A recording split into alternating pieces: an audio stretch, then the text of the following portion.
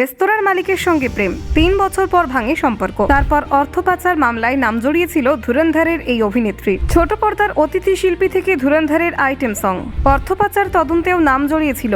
এখন আইটেম সঙ্গে ফিরে ঝড় তুললেন ক্রিস্টাল ডিসুজার নতুন রূপ এলো দর্শকদের সামনে। মুম্বাই থেকে ধুরন্ধর, ক্রিস্টালের অভিনয় যাত্রা 2 দশকের ছবি ভাইরাল। গুলাম গাউস দেওয়ানি থেকে নিয়া শর্মা, ব্যক্তিগত জীবনেও চাঞ্চল্যকর মুহূর্ত কেটেছে।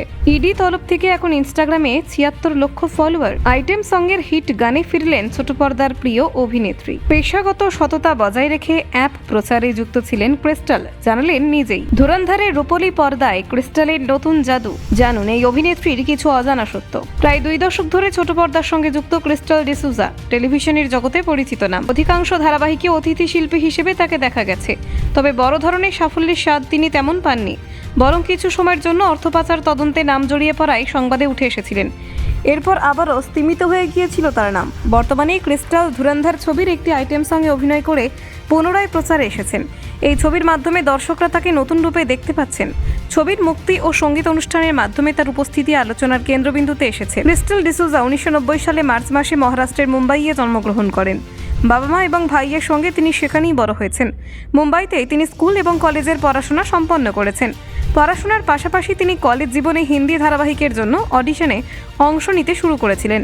2007 সালে কহে না কহে নামের ধারাবাহিকের মাধ্যমে ক্রিস্টাল ছোট পর্দায় অভিষেক ঘটে।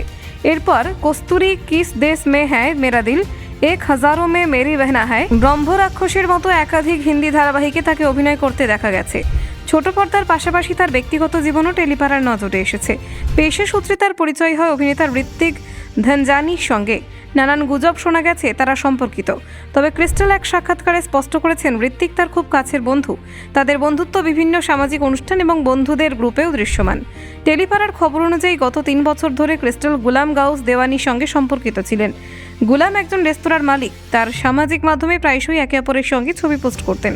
তবে চলতি বছরে অক্টোবর মাসে তাদের সম্পর্ক শেষ হয়ে যায়। সম্পর্ক ভাঙার পর ক্রিস্টাল এবং গুলামের মধ্যে সামাজিক মাধ্যমে প্রকাশ্যে কোনো আড়ি নেই।